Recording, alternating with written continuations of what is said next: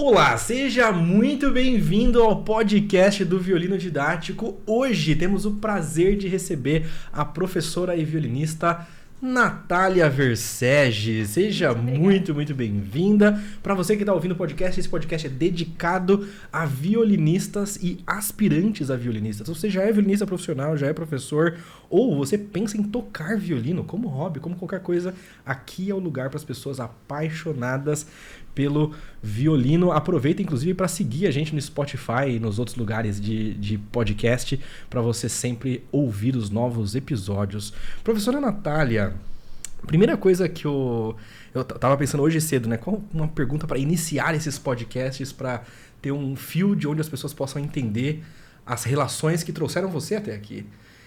Como que você ficou sabendo da minha existência? Como que você me conheceu? Ou violino didático, né? Sabe que eu tava pensando nisso quando eu vim pra cá, né? Eu tava lembrando que eu conheci você no meu primeiro festival de Poços de Caldas. Que ano, você lembra? Não, você lembra? Não faço a menor ideia. Foi aquele que subiu a galera pelo morro, que eu fiquei morrendo? Eu subi esse morro mais de uma vez, então não tenho certeza. Exatamente, eu também subi algumas vezes. Putz, eu acho que foi... Subi o morro lá, só pra ter contexto, lá em Poços de Caldas tem chama Festival de Música nas Montanhas, porque basicamente a cidade é envolta de montanhas e tem um Cristo em cima da montanha lá e tem uma trilha que você sobe o morro, sobe a montanha lá até chegar no Cristo. Nos primeiros festivais que eu fui, os primeiros anos que eu fui para esse festival, eu fui em algumas edições, provavelmente você também, eu lembro que eu conseguia subir aquilo correndo. Em 1 hora eu tava lá em cima já. Na última vez que eu tentei subir, eu quase morri no meio. Eu passei vergonha, porque a galera tinha que ficar esperando pra poder ir subindo. E a gente demorou só umas 3 horas. Nossa, foi tudo isso? Eu não lembro se foi tudo isso quando eu subi. Não, eu tô falando da última vez que eu fui. Eu já subi a pé, já subi teleférico. Geralmente, se eu ia subir a pé, eu descia de teleférico, porque ninguém merece. Exatamente. Mas eu acho que deve ter sido, sei lá, 2014, Impossível, não fui em 2014. Bom, eu fui em acho que 2011, 12, 13. Foi um desses aí. Eu fui vários anos seguidos, assim, depois eu dei uma pausa. Eu fui uns 3 anos seguidos também, então foi algum desses aí. Ok. Faz um tempo. Na orquestra ou não? Não, eu conheci você estava tocando numa masterclass, se não me engano, pra Lisa Fukuda. Acho que é. Você estava nessa masterclass, ok. Eu não sei se era Fukuda, mas eu lembro que você estava tocando Bach, se não me engano, era sonata em sol menor. Sim, ali, ok. Eu lembro vagamente, eu conheci você lá, a gente falou alguma coisa, depois a gente foi se conhecendo mais pelo festival, e depois foi online, e a gente foi se encontrando nos outros festivais da vida. Que legal. E qual foi a sua primeira impressão? Falei, nossa, cara, toca bem. Na verdade, eu achasse tocar mal bem. Quando a minha mão funcionava, eu tocava bem. Mas eu lembro que foi bem na época que você estava tendo os problemas de dor aqui. Não era dor, é de contrações. Isso. Que você tocava com o cotovelo mais levantado por conta disso, alguma coisa assim. Eu lembro disso. Olha só. E na época, eu não sabia o que era.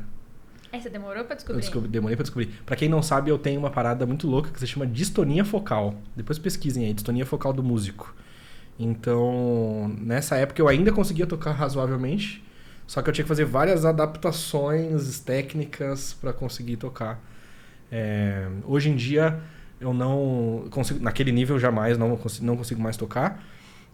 Mas estou aprendendo violino do outro lado, sabia disso? Sabia? Você falou uma vez, mas não sabia se você ainda estava nessa.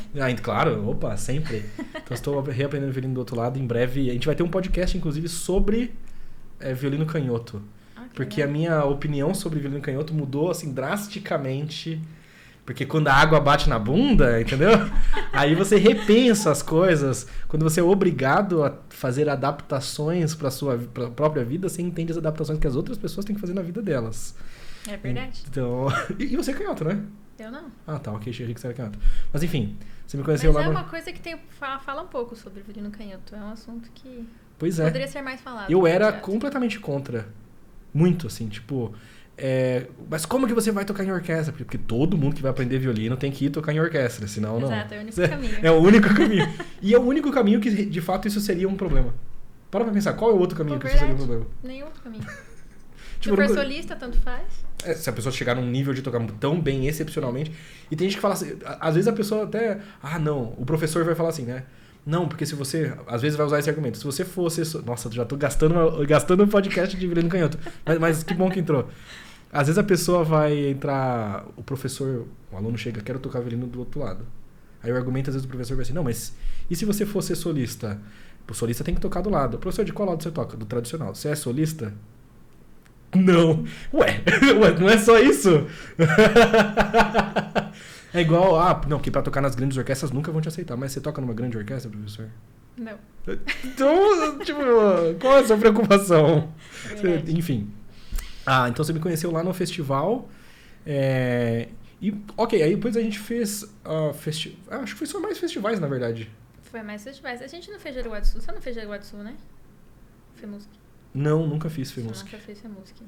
Eu acho que foram os festivais. FEMUSC eu nunca fui porque era festival de rico, né? Por quê? Porque eles não pagavam nada. Não era uma coisa assim? Mas o Poços também. Não, o Poços a gente Poços dava, tinha dava bolsa. hotel. Você tinha bolsa, a gente conseguiu hotel, verdade. Então, A assim, gente conseguiu hotel. no FEMUSC Não, mas no era... FEMUSC eu consegui uma vez e no ProMuSC, que Ok. eles pagam o hotel pra você. E as outras vezes, cara, faz tempo, eu não lembro. Eu lembro que tinha uma taxa alta pra pagar. E depois fomos pra Juilliard. Fomos pra Juilliard. Esse foi o grande acontecimento da nossa vida. Exatamente. Acho que ali foi o tempo que a gente passou mais tempo conversando no Exato. mesmo lugar e tal. Exato. Ok, fizemos um curso na Juilliard. A gente pode colocar no currículo que a gente estudou na Juilliard, porque não é mentira. Não é mentira. Foram é verdade. 4 dias? Não, Foram foi 4 uma dias. semana. Foi uma semana, é verdade. Foi uma Não, foram 4 semana. dias. Não foi muito. Não, foi Na uma, cabeça foi uma uma semana. semana. Foi Na uma minha semana. cabeça. Gente. E lá na Juilliard acontece um curso para professores de 2 em 2 anos, se eu não me engano, que é o Dorothy DeLay Symposium, onde vão professores do mundo inteiro. No ano que nós fomos, tinham 4 brasileiros. Você fez online também? Não, Eu também não. Mas enfim. quase fiz. Mas a gente foi lá para Nova York fazer esse, foi uma experiência inenarrável, maravilhosa. E como que o violino chegou na sua vida, já voltando então? Então, essa é uma pergunta muito boa. Eu fiz musicalização infantil quando eu tinha 11 anos. Tava no limite, assim, pra fazer musicalização. E eu queria tocar alguma coisa. Mas eu sempre ficava na minha cabeça, era violino ou flauta transversal. Era essa a dúvida. Tudo a ver, um com o outro. Mas eu decidi de violino do nada. Eu acordei uma vez pensando em violino. Mas você tinha visto alguém tocar, viu num concerto? Não, na musicalização a gente falava sobre alguns instrumentos de orquestra e tal. Assim, no lugar que fazia musicalização, era o lugar que depois eu estudei violino. E tinha aulas lá. Então, às vezes eu ia pra aula e eu conseguia ver os violinistas fazendo aula, o pessoal. Daí eu ficava interessada, mas eu também via flauta transversal. Daí eu ficava, putz, Sabia que o meu primeiro instrumento erudito foi flauta transversal? sério? Essa eu não sabia. É verdade. Você sabia? Então é o mínimo que eu espero da senhorita didática. Meu primeiro instrumento erudito foi flauta transversal, porque no projeto onde eu comecei em 99, no projeto que eu fazia, tinha musicalização, né? Normal. A maioria dos projetos, quando tem música, normalmente é musicalização. E uma das professoras que começou lá se despontou muito, começou a tocar flauta transversal e ela começou a dar aula nesse projeto tocando com flauta transversal. Então foi meu primeiro instrumento, levava pra casa, tinha lá pra emprestar, eu tocava. Só que não tinha muito horizonte, assim, tinha só essa professora. Eu tocava esse instrumento porque era meio que era o que tinha. Eu gostava, mas era meio que tinha. E aí em 2000, ou no final de 99, chegou o professor de violino lá, o maestro Márcio De Mato. Aí eu, opa, parece mais interessante esse daqui. Então, daí foi assim, eu lembro como se fosse hoje, eu acordei pensando em violino. Eu acordei com o violino na cabeça, daí fiquei enchendo o saco dos meus pais pra comprar um violino, pra me fazer aula de violino. Isso eu tinha 12 pra 13 anos, que foi quando eu comecei. Você teve que encher muito o saco dos seus pais? Um pouco, pra eles comprarem o violino, dei atrás A do equipe professor. tá falando pra você falar mais perto do microfone. Tive que encher um pouco pra eles entenderem que eu realmente queria. Mas Quanto não- tempo você teve que... Cara, eu não lembro. Mas não foi tanto, assim. Não foi Meus tanto pais, assim. eu sempre tive sorte. Eles sempre gostaram muito de música, eles sempre incentivaram muito isso. Então, eu tive muita sorte nesse sentido, que eles sempre me apoiaram. Ó, se você é criança e tá escutando a gente, eu vou dar o caminho das pedras pra vocês aqui, ó. Se você é criança e tá ouvindo, se você é pai, mãe, é pro bem de vocês, é pro bem do filho de vocês, tá? Se você é criança, é o seguinte, Você vai encher o saco do seu pai, da sua mãe, da mesma forma que você enche ou encheria para ter um celular, um tablet, um videogame ou dormir na casa dos amigos. Você só vai dar paz pros seus pais quando eles comprarem um instrumento para você, ou darem um jeito de conseguir um instrumento. Não precisa comprar necessariamente, né? Mas dar um jeito de conseguir um instrumento para vocês. É o único jeito. É o único jeito. Especialmente, e quanto menor a classe social, no meu caso, a minha classe social era bem, assim, desprivilegiada, tinha que encher muito o saco. Muito, durante muitos meses, pra conseguir, às vezes, trocar corda do violino. Sim. Então, assim, só enche o saco, vai ser pro seu bem e pro bem dos seus pais. E vai valer a pena. Vai valer a pena. E pais, vocês sabem que vai valer a pena. É melhor encher o saco pra aprender um instrumento do que pra trocar de tablet, do que pra trocar de celular, trocar de videogame. Obviamente. Exatamente. Vai trazer muito mais coisa pra vida dele. A não ser que ele vire o Casimiro. Aí é diferente. Exatamente. E eu lembro que eu comecei na primeira aula e eu queria desistir. Eu fiz a primeira aula. Na primeira aula você queria desistir? Na primeira aula eu falei, nunca vou segurar esse arco, nunca vou aprender como segurar esse arco. Então você não conseguia segurar o arco? Eu achei muito difícil.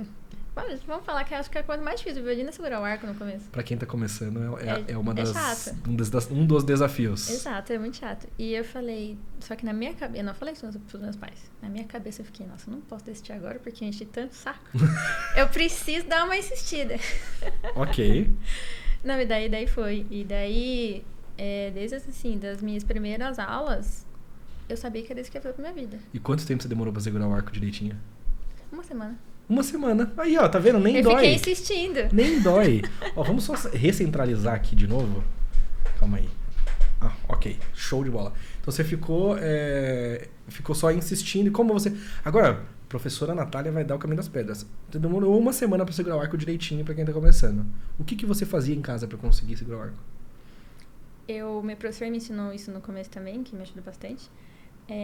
Se quiser um arco, eu tenho até um arco aqui, inclusive. Pra quem tá ouvindo, vai ser... Eu pegava no arco, eu treinava com o arco, mas eu também treinei muito com lápis, caneta, essas coisas assim, porque é mais leve, né? Uhum. O arco em si, no começo, ele é muito pesado. Uhum.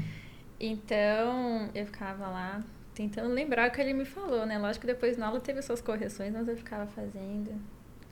Eu aprendi segurando direto aqui, né? Hoje, quando eu ensino para as minhas crianças, que eu dou aula a partir de 3 anos, então eu ensino aqui porque tem... Okay. É mais fácil de pegar, eu acho que elas têm mais firmeza do que aqui em cima, que elas ainda não estão com essas articulações muito bem desenvolvidas. Então, eu ficava treinando assim, ó, eu via a bolinha, que eu falava que tinha que colocar o dedo na bolinha, aí eu ficava lá, aí eu olhava no espelho, aí eu via se estava certo, aí eu parava, e eu fiquei fazendo isso muitas vezes. Coloca casaco, tira casaco. Exato. Coloca casaco, tira casaco, joga casaco no chão. Põe casaco e assim sucessivamente. Sempre olhando se você tá de fato fazendo o que foi pedido pelo professor e não só... Sim, gente, o espelho é o melhor professor de vocês. É sério. Bravo. Então você teve essa primeira dificuldade, queria desistir logo de cara. E aí foi engatando depois de 1 semana. E daí foi, eu não tenho muita memória do meu início no violino, assim, como é que foi, mas eu lembro que quando eu peguei gosto, o negócio ia, e eu estudava muito, eu curtia muito, sabe? O que é estudar muito? Eu estudava todos os dias, eu estudava muito de muitas horas. Eu estudava, tipo, como era no começo, é o que você sempre fala, né? E eu também falo para meus alunos, no começo é muito fácil a gente errar, então não é bom ficar muito tempo tocando. Mas lógico que também eu tive um ensino tradicional do violino, não tive um outro tipo de ensino. Então era leitura de partitura, assim, já começava direto. Não fiz as variações do Brilho Estrelinha, eu comecei direto na Brilho Estrelinha. Ok. Nunca aprendi chocolate quente, né? Não aprendi nada. Fui aprender depois quando eu fiz curso. Depois que você é professor, você tem que ir lá fazer variação A, variação B. Exato. E quando você vai fazer o treinamento, dependendo do professor que tá dando o treinamento, você de fato tem que tocar as variações do jeito como é pra tocar, não é do jeito da sua cabeça. É verdade. Então, eu comecei direto no Brilho Estrelinha. Só que eu lembro que eu pegava pouco por dia. De fato, no começo, eu acho que era meia hora que eu ficava. Isso já era muito. E depois, gradualmente, eu fui aumentando. Até que uma época eu lembro que... Mas isso eu acho que já era meu 2º ano de violino. Eu ficava umas 2 horas por dia, pelo menos. Eu tocava. Que Que daí no método Seta vai entrando muita coisa, né?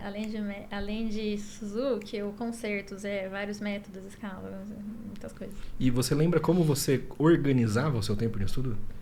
Eu sempre tive uma dificuldade no começo em relação a isso. Quando eu comecei a fazer masterclass em festivais, que eu fui começando a ter uma visão. E o Carmelo ajudou muito nisso, né? O Carmelo é maravilhoso nesse aspecto de te ensinar. Carmelo de Los Santos, queremos você aqui, ó. É verdade, eu ia perguntar pra você se o Carmelo não vai vir, não. Com certeza vai. Carmelo. Ele não sabe ainda, mas ele vai vir. Precisamos do Carmelo aqui. Não, mentira, ele foi, na verdade, um dos caras que mais incentivou a ter o podcast. E a ideia inicial é que ele fosse o co-host. Então era pra ser sempre eu, ele e mais alguém. Ou eu e ele falando de algum assunto. Só que aí nós temos um pequeno problema logístico. Poxa, Carmelo, acho que esse dia eu vou voltar ao Brasil.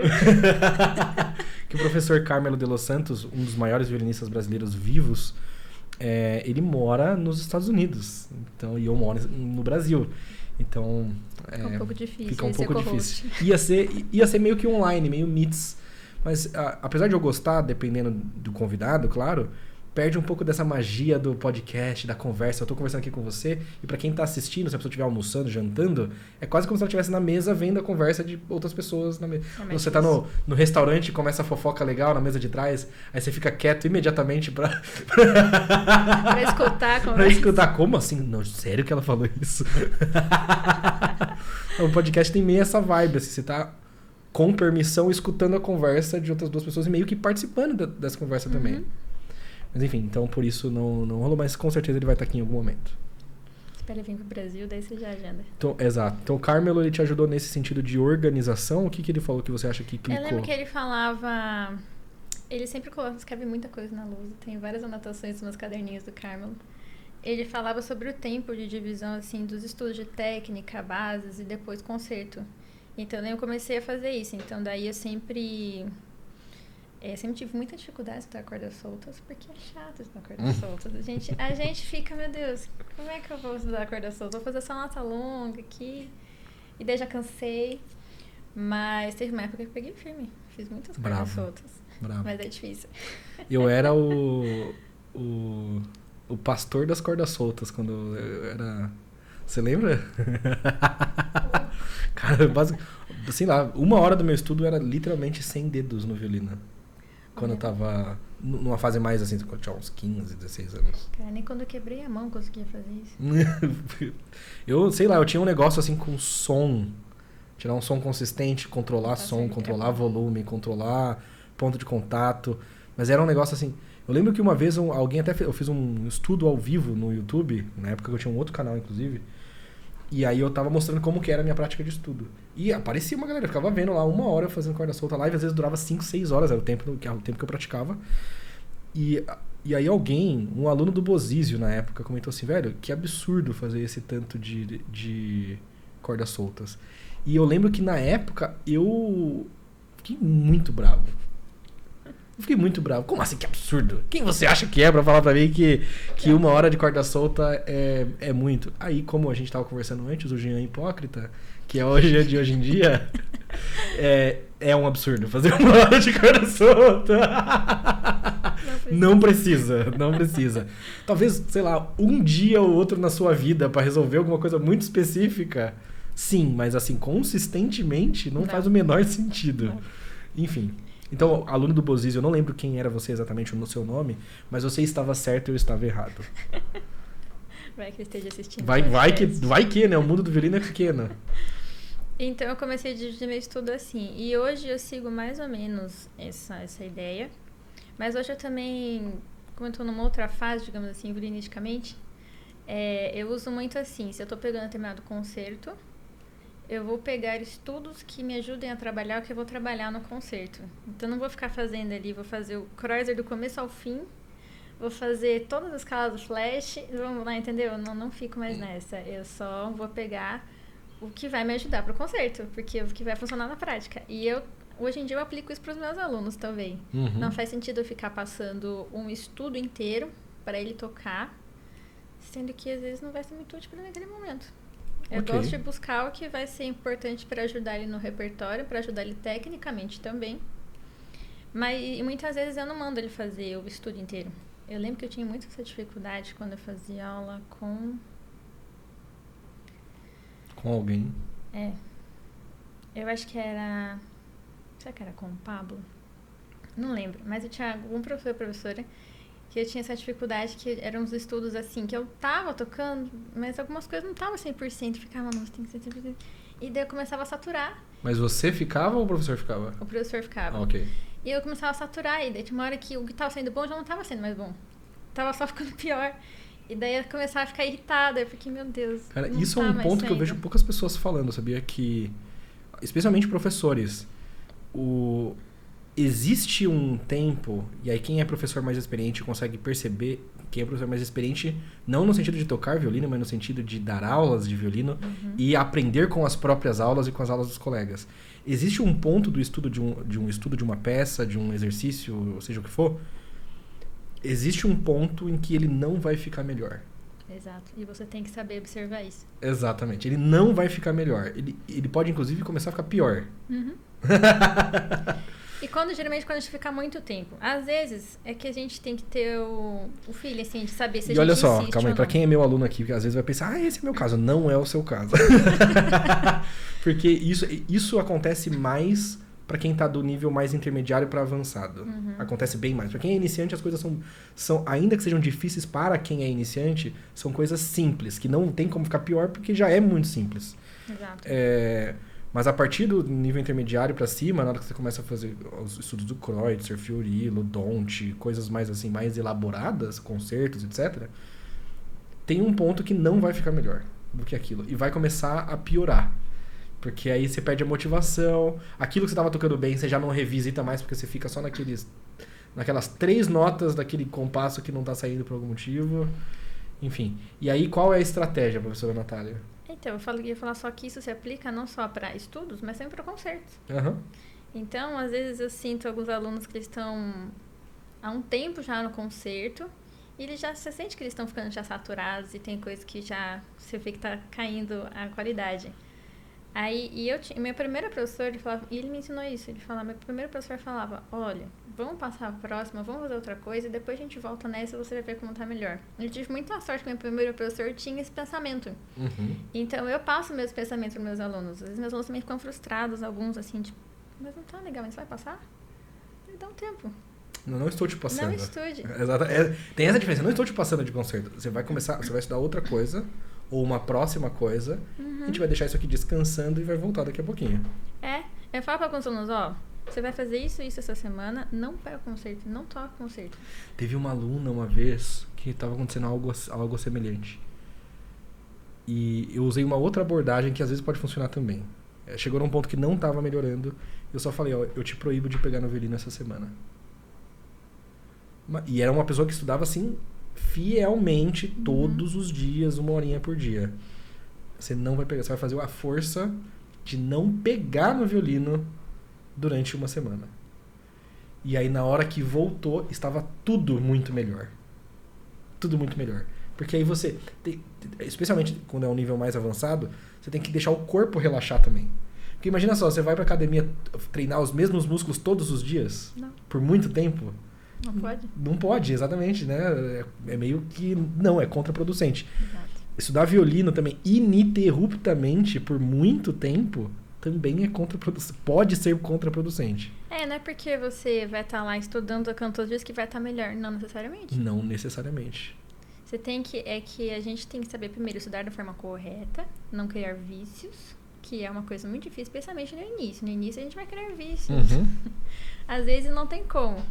Mas mesmo quando a gente é mais avançado, a gente cria alguns vícios. Então, a gente não ficar forçando. E eu insisto muito isso para os meus alunos. Tipo, não fique forçando a mesma passagem o tempo todo sem parar, porque é aquela passagem que você tem dificuldade. Calma. A gente tá falando... Virou um podcast sobre técnica de violino, o que é ótimo também. Tenho certeza que muita gente tá gostando. Mas, beleza. Onde você começou a estudar? Foi um projeto social, um conservatório? Foi no conservatório. De Sorocaba? Sorocaba, que era um conservatório antigo lá. E eu fiz lá 1 ano e depois eu consegui vaga num projeto que é gratuito lá em Sorocaba, que daí eu terminei, fui até a minha formação. Como que era o nome mesmo? Fundec. Fundec, eu já escutei falar da Fundec. Bastante gente saiu dessa Fundec, né? Fundação de Desenvolvimento Cultural, Sorocaba. Que legal. E aí você estudou lá em Sorocaba e estudou violino. Quando que começou a virar uma possibilidade de carreira, de tocar profissionalmente, de ganhar dinheiro fazendo isso? Aos meus 18 anos, antes eu já sabia que eu queria seguir com o violino. Não sabia como, no início, mas sabia... Primeiro, sim, lógico, que nos primeiros anos era tocar orquestra. Uhum. Óbvio que todo violinista já passou por esse caminho. Exato. E eu tinha uma dificuldade com dar aulas, porque você sabe que no começo eu não gostava. Na verdade, eu imagino. Eu nunca pensei em dar aulas no começo, assim, quando eu tinha, sei lá, uns 3, 4 anos de violino, porque eu também não me sentia preparada pra passar alguma coisa. Uhum. Eu falei, eu ainda tô estudando tal coisa, como é que eu vou ensinar alguém? E eu não me sentia preparada, eu falei, preciso estar mais preparada para dar aulas. Mas com 18 anos, abri o teste para a Orquestra Sinfônica lá de Sorocaba, e eu fiz e eu passei. Foi quando eu comecei meu primeiro emprego. Ok. E eu fiquei lá por 7 anos, tocando na orquestra. Eu sempre quis outras orquestras, tentei várias de São Paulo, tentei de Piracicaba, essas outras. Acabou não dando certo, mas assim, eu insisti. Uhum. E daí depois, em 2018 não, quando eu tinha 18 anos. Uhum. Quando eu tinha 18 para 19 anos, eu tive minha primeira aluna. Como ela chegou até você? Sabe que eu não lembro? Acho que ela viu lá na Fundec, a mãe dela viu uma coisa lá na Fundec e tal, e ela conseguiu chegar até mim. Ela tinha 9 anos. Eu nunca tinha dado aula na minha vida, zero preparação, ainda mais pra criança. Eu fico vendo e falo, meu Deus, quanta besteira eu fiz. Mas tudo bem. É aquela coisa, a gente sempre sente muito pelos primeiros alunos. Mas ela está comigo até hoje. Ela veio e volta, sim, mas ela quer seguir carreira. Não de violinista, mas ela de professora de educação musical, enfim. Que legal! Hoje sua primeira aluna é sua aluna até hoje. Ela tinha 9 anos, hoje ela está com 18. É sua idade quando estava começando a dar aula. Exato. E ela tá dando aula já? Ela dá umas aulas de violino já. Começou esse ano? Ou ano passado? Ano passado. Caramba, olha só esse looping, o ciclo da vida. Ok. E eu lembro mas assim, zero experiência, ela foi a primeira aluninha, assim, ela queria fazer aulas para ela conseguir entrar na Fundec. Uhum. Entendeu? E eu lembro que eu ensinei com o conhecimento que eu tinha na época e ela conseguiu passar. Uhum. Ela entrou na Fundec e ela fez o curso lá, ela teve algumas paradas no caminho, então ela saiu de lá, entrou de novo, mas assim, deu certo e ela segue aí no caminho da música. E vira e mexe, ela faz algumas aulas comigo, ela volta, e é bem legal. Que maravilhoso, que maravilhoso. Legal. E aí, com 18 anos, então você estava já tocando na Orquestra Sinfônica de Sorocaba e dando as suas primeiras aulas. Ok. E qual foi o próximo acontecimento? Quando que você começou para quem não sabe, a professora Natália tem um estúdio hoje em Sorocaba, né, onde tem aulas de música. Quando que você começou a enveredar para esse lado de educação? Foi na época do vestibular, 17 para 18. Eu queria muito USP. Eu tinha na minha cabeça que eu queria USP porque eu queria estudar com AutoCAD. Uhum. E eu até fui no Festival de Ourinhos por conta dela, para conseguir fazer uma masterclass com ela, para conseguir entrar na USP. Esse esquema que a gente fazia. Uhum. Isso é normal, tá, gente? Eu quero estudar com fulano. Onde que o fulano tá dando aula nos festivais? Ele tá em Campos. Então eu vou ir para Campos para fazer masterclass com ele. Eu falei sobre isso num outro podcast aqui. Essa é uma verdade não dita, mas que é verdade, que é o seguinte. Muita gente toca bem. Ponto. Uhum. Quando você vai num teste, tocar bem é o mínimo. Você passa, não é só por causa disso. Exato. Essa é uma coisa importante pra vida. Essa é uma verdade não dita. E violinista, às vezes quando eu falo isso pra violinista mais jovem, fica bravinho. Não, eu passei porque eu toco bem. Sim, criatura, também. Não vão te passar se você não dá conta do recado. É claro que tipo, você toca bem. Mas não foi só por causa disso. Se você entrar nesse mundo, você tem que estar ciente de que não é só porque não você foi toca só por causa bem. disso. Não é só por isso. E às vezes não é... o Jean está insinuando que eu tenho que conhecer a pessoa antes. Às vezes não é necessariamente isso. Tem vários outros fatores. Pô, olha só, ele é aluno do fulano de tal, que foi meu amigo na faculdade, eu sei como ele ensina. Blá. São contas matemáticas que a cabeça vai fazendo, sociais, que até a própria pessoa não percebe que ela está fazendo essa conta. Nossa, foi aluno da mesma professora minha. Uhum. Então, vem cá, eu sei mais ou menos como minha professora trabalhava comigo, vai passar. Esse é o caminho. Exatamente. Então, daí eu queria USP, eu tentei USP 2 vezes e eu não cheguei a passar. Eu quase passei na Unicamp. Fui muito perto de passar na Unicamp. Não fui pra Unicamp, porque eu queria bacharel em violino. Tinha na minha cabeça que eu queria fazer bacharel. E daí acontece que eu tava cansada de fazer vestibular, porque é chato. E daí eu resolvi entrar para fazer licenciatura na faculdade que tinha lá em Sorocaba, que era a Anísio. E eu resolvi fazer licenciatura em música. Eu falei, vamos ver no que dá. E eu comecei licenciatura. E daí que eu comecei a entrar mais no universo da pedagogia, todas essas coisas. Entender mais, estudar mais.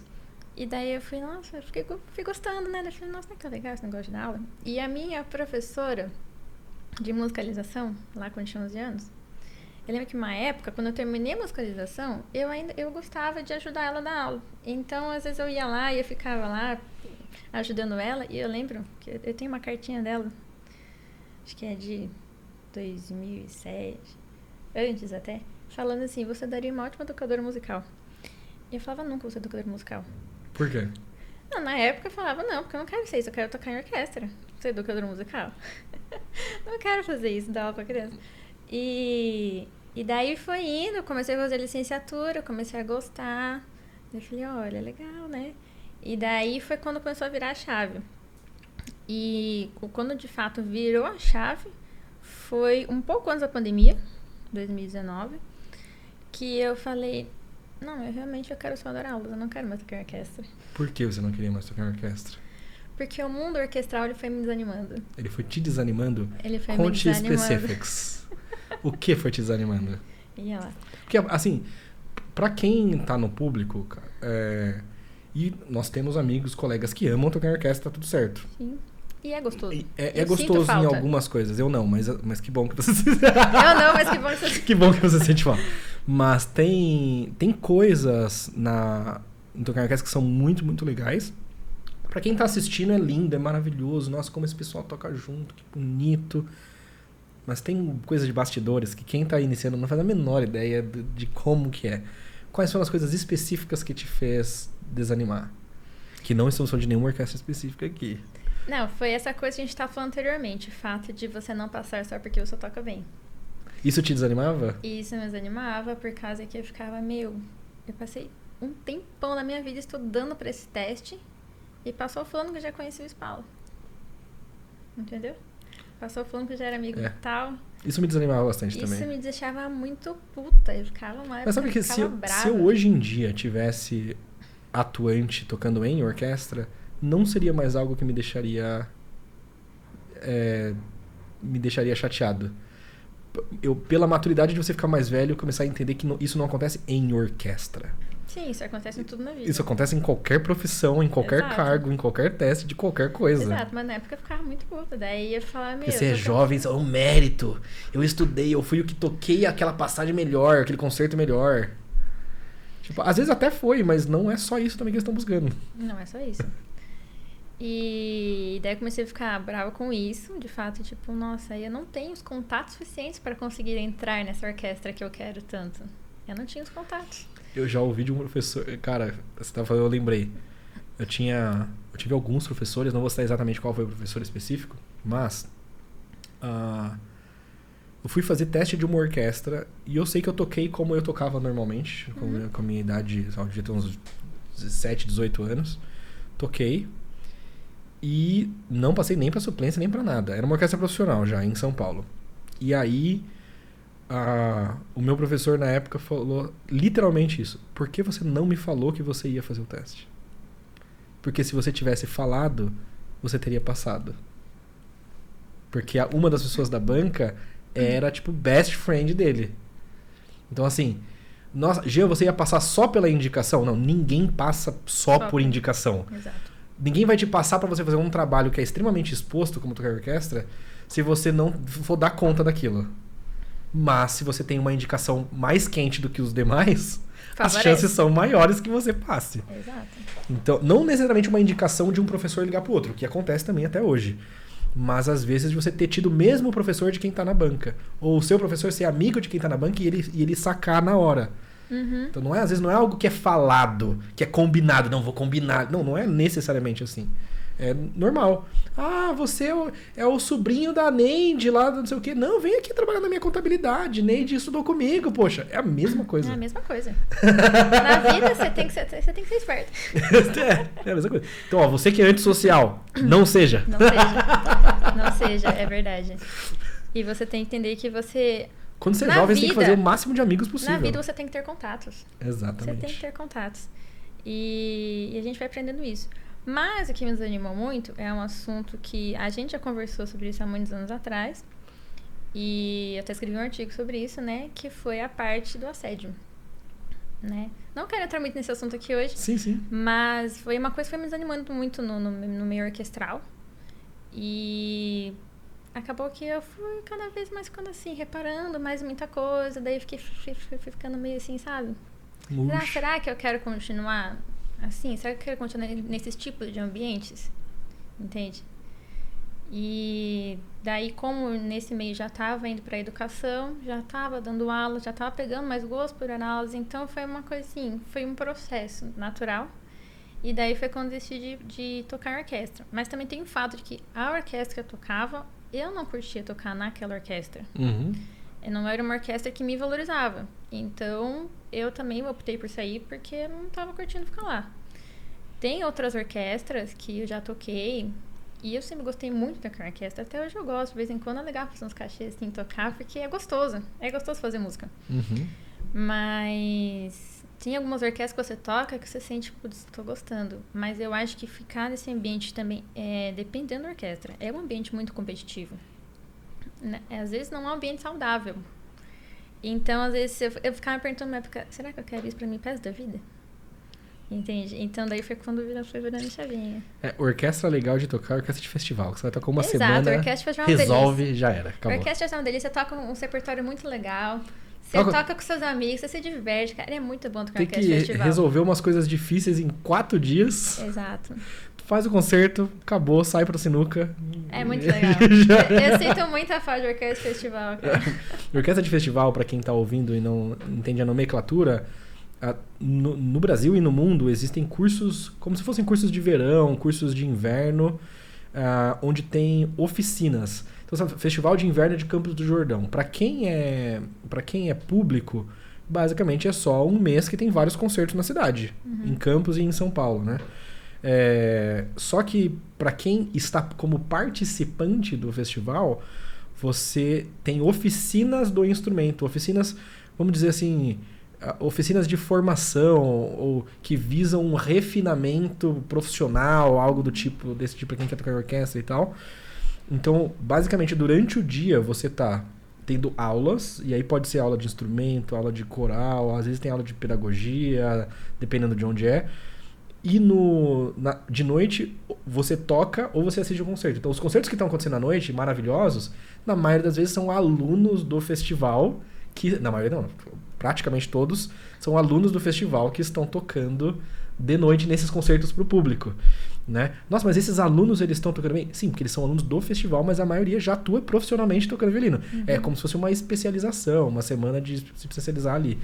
Então, a orquestra de festival é uma orquestra que é montada nessa ocasião, em um curso de férias, basicamente é isso. E é muito gostoso. Exatamente. Eu sinto falta de fazer festival. Você conhece gente nova, você toca repertório legal. E assim, dependendo, tem festival que é uma semana, tem festival que é 15 dias, mas assim, uma semana imerso você vai estar... Você vai acordar de manhã, depende do festival, mas lá de manhã tem ensaio de orquestra, à tarde tem masterclass, à noite tem concerto pra você assistir ou pra você tocar. Exatamente. Então você fica a semana inteira nisso, cara, e é muito legal. É muito, muito, muito legal. Inclusive, você que quer ter uma experiência, não é exatamente um festival, mas se você quer ter uma experiência de uma semana imerso em um assunto, se você é professor ou quer ser professor de violino, teremos o nosso curso de capacitação. Você acredita, professora Natália? Pois é, estou ansiosa por esse curso. Um curso de capacitação para professores. Se você quer dar aula, se você já dá aula de violino, vai ter um curso de capacitação gratuito. Para você participar, o link vai estar aqui embaixo na descrição. Se cadastra, tá? Você vai fazer qualquer curso de formação de professores hoje de violino, a gente estava conversando aqui um pouco antes. R$2.000, R$2.450, cursos legais, que é legal fazer, que são bons, mas eu garanto que esse gratuito vai ser melhor. Clica aqui e se cadastra, tá bom? Muito bem. Inclusive, você já fez vários desses cursos, sabe? Falando que fez 3 vezes o curso de filosofia. Fiz. Caramba. Fiz filosofia. Você fez 3 vezes filosofia, dá 12 anos. Oi? Que filosofia... Alerta aqui pra entender. 12 anos estudando? 12 anos estudando filosofia. Não, que filosofia é essa? Filosofia Suzuki. E eu comecei a fazer os cursos de filosofia quando eu comecei a buscar mais dar aulas para crianças. Por causa que hoje em dia o meu foco é crianças. Eu dou aula para adultos também, mas eu gosto muito de dar aula para crianças. E até por isso que hoje em dia eu trabalho com educação musical, musicalização infantil. Então eu trabalho com bebês a partir de 6 meses. E de criança para violino eu trabalho com crianças a partir de 3 anos. E o Suzuki, ele me ajudou muito nessa parte de dar aulas para crianças. E como você ficou sabendo da existência do Suzuki? Ah, você aprendeu também pelo Suzuki também, né? Ou não? Eu sabia que tinha o método do livro, né? A partitura. E depois, assim, em algum momento da minha trajetória felina, eu descobri que era um método. E daí, mas depois, na faculdade, a gente aprende também sobre educadores musicais. Suzuki também é estudado em faculdade. E eu já conhecia, mas nunca tinha feito curso. E daí eu lembro que foi na época da faculdade que eu vi Nossa, mas um método que não funciona é estudado na faculdade? Como assim? Suzuki na faculdade? Que absurdo. Que absurdo. Não, porque isso aí é método pra criancinha. Por que estavam te ensinando na faculdade? Pois é, né? Estranho, né, cara? É muito estranho. Às vezes eu escuto algumas pessoas falando essa besteira. No Suzuki é só pra criancinha, essa é a principal besteira. Só pra criancinha? Essa eu não quero e Suzuki não funciona. Mas estuda na faculdade, mas não funciona. Porque você tem que conhecer os pedagogos. É só pra conhecer, entendeu? Só pra conhecer, exatamente. É só pra fazer o que não fazer.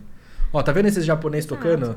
Tá errado. A única coisa que tem em comum é que todo mundo tá usando o mesmo método, mas ele não funciona. Porque tem uma questão, assim, de como a luz bate no Brasil, que é diferente de como a luz bate no Japão. E aí aqui não vai funcionar.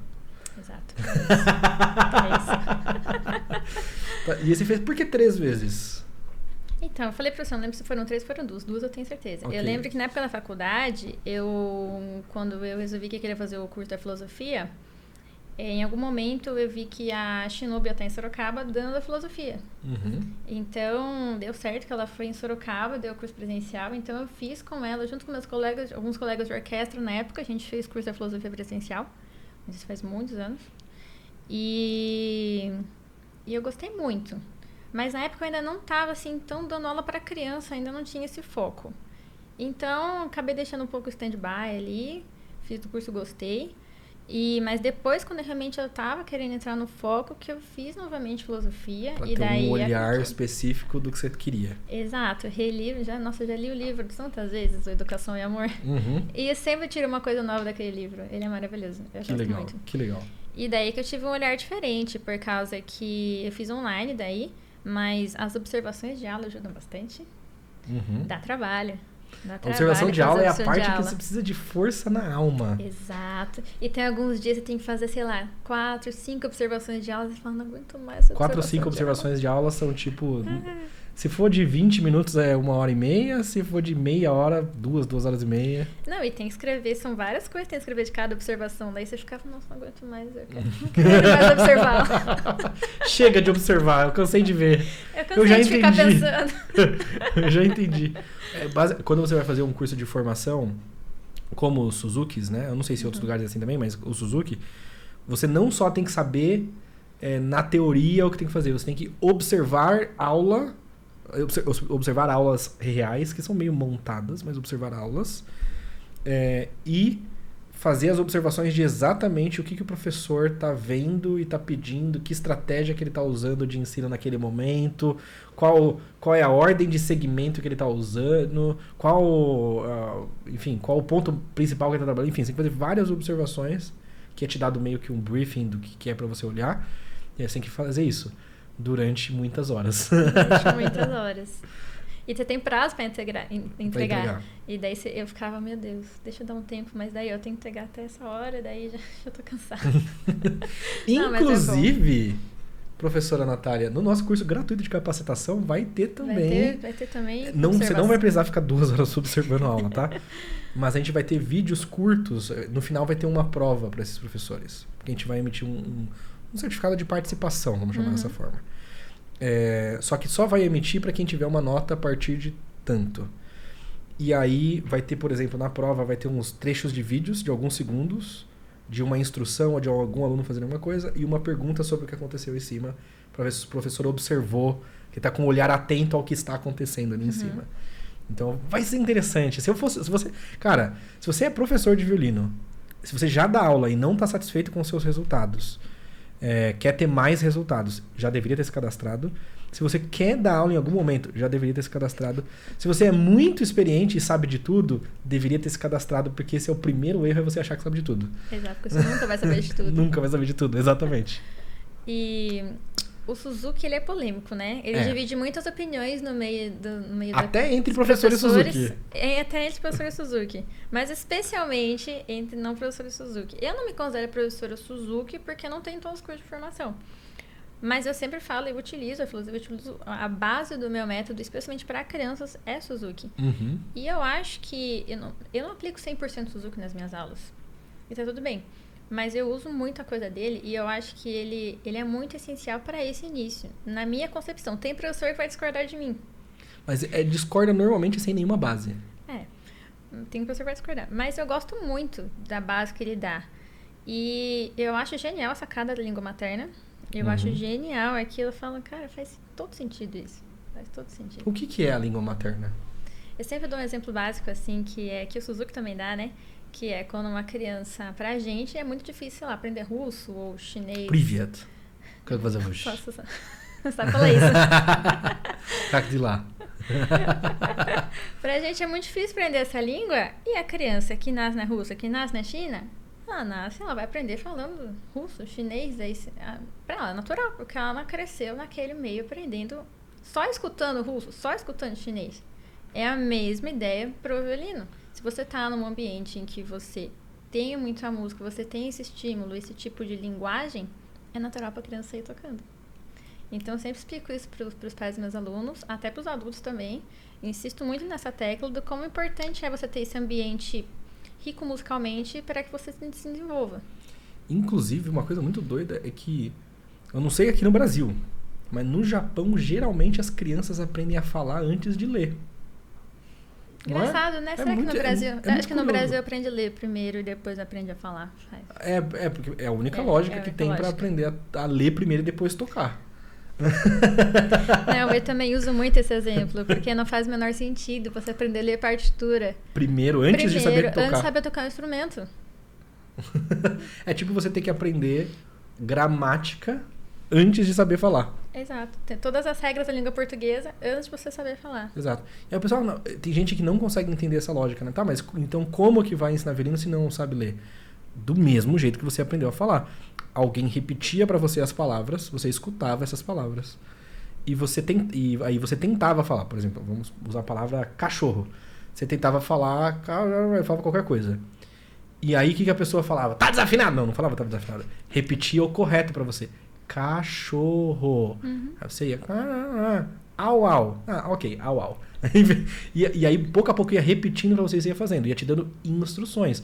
No violino, a mesma coisa. Pô, segura o violino paralelo. O que na partitura você precisa pra fazer isso? Nada. Desce o primeiro dedo. Até aí, ok, desceu o primeiro dedo. Não é esse som, põe mais pra trás. Como que você vai saber o som? Ó, escuta essa musiquinha aqui, ó. Agora desce o primeiro dedo, corda solta o primeiro dedo fazendo isso. Então é isso. Você vai escutando, tentando, não deu, recebe instruções de como vai fazer. E assim sucessivamente. E você sabe que hoje em dia, eu não sei mais como é que ensina além de partitura. Porque não tem lógica. Não tem lógica, mas é que lá no comecinho, era o que eu fazia. Falava, putz, tem que saber partitura. Porque eu não tinha essa agora mentalidade. É bingo. Todos os professores que vieram aqui disseram que quando começaram a dar aula, ensinava por partitura primeiro. Eu também começava, todo mundo. Acho que todo mundo. Porque é mais fácil. Eu acho que se você não teve uma... Quando você só não aprendeu da forma Suzuki, provavelmente você não vai ensinar dessa forma. A não ser que você tenha a sorte de ter buscado o curso antes de eu começar a dar aula dessa forma. Mas eu não. E hoje em dia eu não sei. Eu não sei como é que você começa ensinando partitura. Exato. Como é que eu faço primeira aula de partitura, gente? Começa a primeira aula, ó. Chocolate quente, é isso aqui. Corda Mi. Primeiro aprende a segurar segura o arco bonitinho, Exato. Segura o violino bonitinho. Exato. E chocolate quente, ó. Você vai falar chocolate quente por um tempinho. E quando começa a tocar, tá tocando. Tá tocando. Olha, professora, ouvia música no rádio, olha só. Pronto, tá tocando a música que ouviu no rádio, porque começa a associar os sons com o instrumento. muito mais natural. No aprendizado mais tradicional, vamos chamar assim, por que a gente começa, por que eu imagino que nós começamos a ensinar, enquanto professores iniciantes, começamos a ensinar por leitura de partitura? Porque o nosso processo, depois de um certo nível, intermediário, avançado, quando você vai aprender uma música, você aprende essa música como? Partitura. Exato, você pega a partitura, ok, são essas notas, são esses ritmos, e você parte daí. E você já tem todas as informações teóricas, assim, do Exato. que a partitura tá te dizendo. Mas olha só que doido, você parte daí, e muitas vezes, não sei se já aconteceu com você, mas já aconteceu comigo. Por exemplo, eu aprendi, a primeira vez que eu estudei o concerto de Mendelssohn, eu nunca tinha escutado o concerto de Mendelssohn. Sério? Exatamente. Então eu lia, as únicas instruções que eu tinha era o que estava na parte e o que o meu professor dizia. Eu não conhecia alguém tocando isso. Então eu tocava do jeito como eu imaginava, do jeito como estava escrito, claro, com os ritmos e notas que estão lá, e com as instruções do meu professor. Treinava a leitura de primeira vista. Só que aí, olha só, eu fiquei, na primeira vez que eu estudei, eu fiquei, sei lá, uns 8 meses, 1 ano estudando o primeiro movimento do concerto de Mendelssohn. Eu sofri com Mendelssohn também. Você concorda que seria muito mais... Pode ser até que ficaria 1 ano também, mas seria muito mais simples se eu conhecesse esse concerto. Pô, muito mais simples. Aconteceu isso comigo, mas não com o Mendelssohn, com os concertos de Haydn que eu fazia, assim, que eu não conhecia, eu só tava tocando, mas com os grandes concertos não aconteceu. Eu não tinha uma família musical, não tinha acesso a muita coisa. Não tinha YouTube, tá, gente? Vamos esclarecer uma coisa aqui.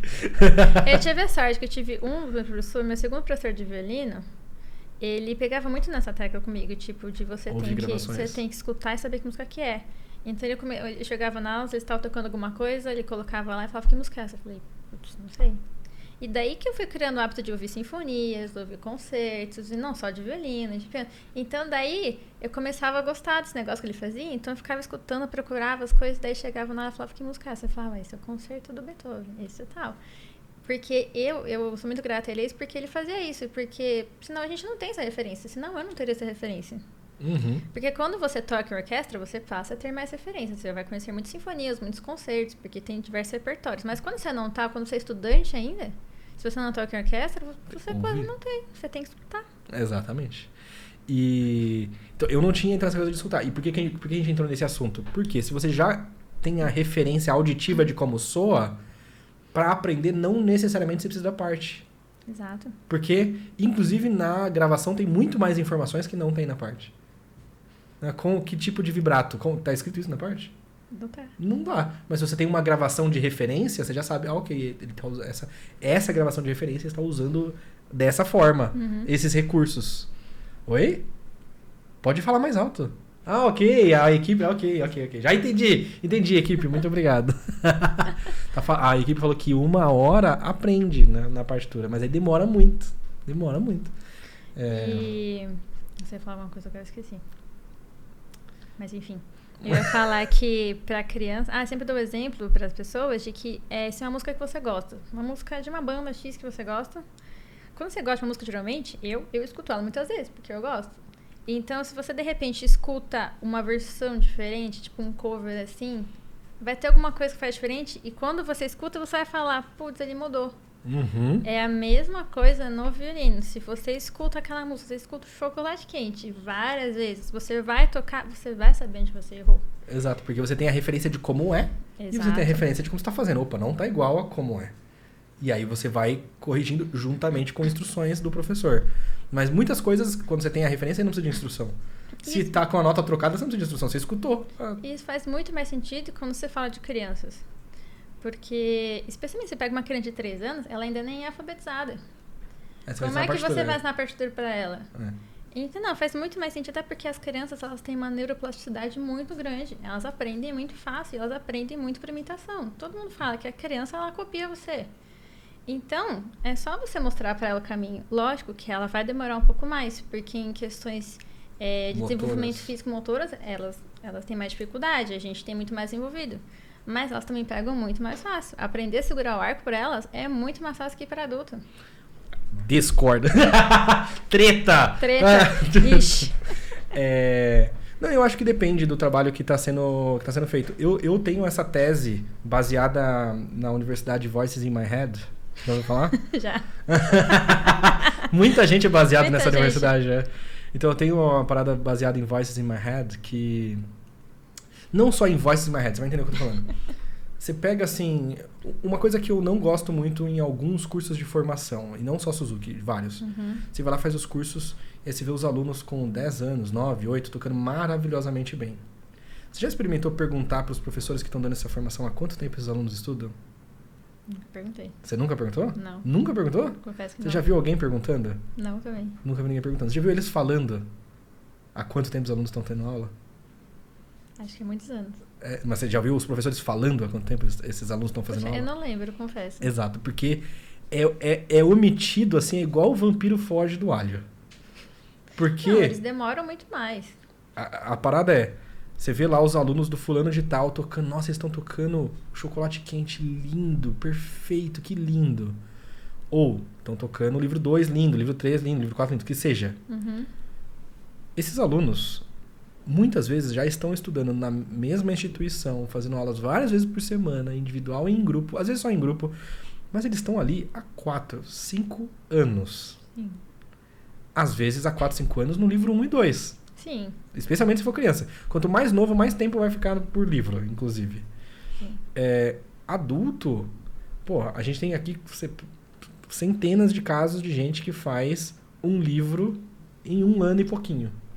Não, Pra uma criança, isso é eu não falei questão do livro, eu falei improvável. questão de segurar o arco. Segurar o arco, eu acho que elas são mais rápidas. Eu tô citando o livro por conta de exemplo. Sim. Mas aqui o arco, por exemplo, que é ao vivo que não dá pra coisar. E também é coisa de vivência, né? Você tem a vivência maior ensinando crianças. Aqui, normalmente, na primeira aula ele já tá segurando. Aqui não é a primeira aula porque não é ao vivo, né?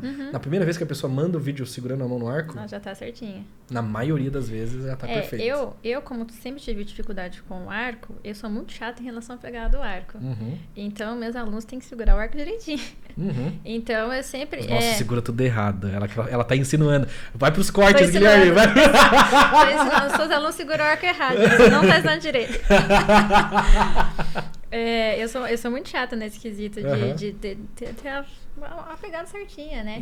Então, eu sinto que quando eu mudei minha forma de ensinar, os alunos, tanto crianças quanto adultos, eles passaram a pegar muito mais rápido. Muito mais rápido. Questão também de 1 semana ou 2. Mas aí, ó, pra defender a professora Natália, que eu tenho só te dei porrada nesse trecho. A gente não trabalha muito com crianças também. Então, eu tenho uma dificuldade maior em trabalhar com crianças. Nós temos alguns poucos alunos criança, mas eu sou já do oposto. Você faz um trabalho de musicalização muito bom. Eu prefiro trabalhar com adulto. Quanto mais velho, melhor. Mas até que porque pro online, o criança não funciona, né? Pra sua forma de ensino também. Não, até funciona. A gente tem alguns alunos criança. A gente tem alguns casos muito bem sucedidos de alunos criança, mas eu não tenho dados o suficiente para dizer que é melhor ou pior. Mas o que eu posso falar, todos os nossos alunos criança estão tocando bonitinho. Sim. Mas é o tempo da criança. E a gente é muito privilegiado porque nós temos os pais que são sempre super engajados. Sim, E a gente faz o triângulo Suzuki melhor do que muitos centros Suzuki. Nesse caso dos pais, né? Especialmente online, você tem que ter o triângulo muito bem estruturado, porque senão não funciona. Eu tive uma vez uma aluna online, ela era de Rondônia, ela tinha 8 para 9 anos, e nossa, ela era muito boa, ela tocava direitinho, aprendeu 100% online comigo também, e a mãe era muito engajada. O triângulo funcionava perfeitamente, e a menina tocava muito bem. E ela tinha uma postura assim que eu ficava impressionada, ficava, nossa... Agora, assim, curiosidade, né? É que eu tenho que fazer o papel de professor e de ignorante ao mesmo tempo. O que é o triângulo? Que triângulo é esse que vocês estão falando? É essa relação entre professor, aluno e família, os pais no caso, porque sem essa relação não funciona, porque a criança, especialmente falando de criança, ela só vai aprender se ela tiver o exemplo dos pais. Se os pais estiverem lá firmes com ela, cooperando, porque a criança, ela não vai ter o tipo de determinação que o adulto tem. O adulto fala, putz, eu quero começar a aprender e eu vou lá e vou aprender. Criança, necessariamente é assim. Criança fala, pô, eu não gostei, quero aprender, mas não é a mesma coisa. Então, ela tem que ter os pais ali firmes. Então, tem que ter essa relação do professor com o pai com a criança, para essa coisa funcionar. E eu também acho muito importante, para todas as famílias, eu sempre passo um material do que a gente vai trabalhar e toda ela tá explicando. Ó, aqui, hoje a gente trabalhou isso, para focar nisso, para desenvolver isso, para ver que tá indo para o lugar, porque foi o que a gente falou. Você falou, de fato, a criança, ela demora muito mais para aprender. Eu tenho vários alunos de Mas quando aprende, pequeno. fica natural, num nível que dificivelmente fica quando adulto. Exato. Tipo, basicamente assim, um adulto aprende... Um adulto... Acho que a gente vai chegar num consenso agora aqui, pra acabar na paz. Sem treta, sem treta. Tem que dar corte, entendeu? Tem que dar corte, tem que ter os cortes depois. Basicamente, o que acontece é, eu aprendi inglês em 4 meses, o suficiente para ir para os Estados Unidos. Ah, já você era fluente em inglês a primeira vez? Eu falei, não, claro que não. Eu conseguia entender o que as pessoas estavam falando e eu conseguia dizer o que eu precisava dizer. Uhum. Uma criança em 4 meses, nem mamãe direito ela tá falando. Não. Em 4 meses eu consigo. No entanto, por mais que eu estude inglês a minha vida toda, dificilmente eu vou falar tão bem quanto uma criança que começou quando muito pequena, entendeu? Exato. Então assim, eu posso tocar violino, se eu comecei aos 30 anos de idade, por exemplo, a tocar violino, aos 40, 50, 60 anos de idade, eu posso chegar a tocar os grandes concertos e tocar muito bem, no nível muito bem. Dificilmente vai ser tão natural quanto alguém que começou cedo. Você cai naquilo que eu falei, a criança tem muita neuroplasticidade, para ela é muito fácil. Então Vida ela muito adquire, natural.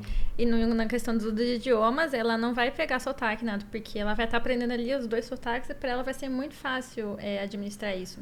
Eu fiz algum comentário esses dias sobre bebês e falando sobre essas línguas e tal, e era alguma coisa, não vou lembrar os fatos certinho, mas... E lembrando que não é competição, tá? Se você é adulto e quer tocar os grandes concertos, queira tocar os grandes concertos. Você não precisa querer tocar melhor do que a Hilary Hahn, ou melhor do que sei lá quem.